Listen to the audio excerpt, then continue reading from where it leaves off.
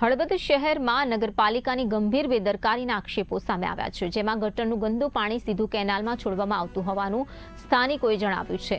આથી વિસ્તારમાં ભારે રોષ અને ચિંતા ફેલાઈ છે। સ્થાનિકોનું માનવું છે કે આવનારા સમયમાં સિંચાઈ અને પીવાના પાણીમાં આ ગંદુ પાણી ભળી જવાથી આરોગ્ય પર ગંભીર અસર અને પાણીજન્ય રોગચાળો વધુ થઈ શકે છે, એટલે કે તેનો ખતરો ઊભો થઈ શકે છે। નગરપાલિકાની આ કામગીરી સામે સવાલો ઉઠી રહ્યા છે, જ્યારે તાત્કાલિક તપાસ અને ગટર પાણી છોડવાનું બંધ કરવાની માંગ ઉઠી છે।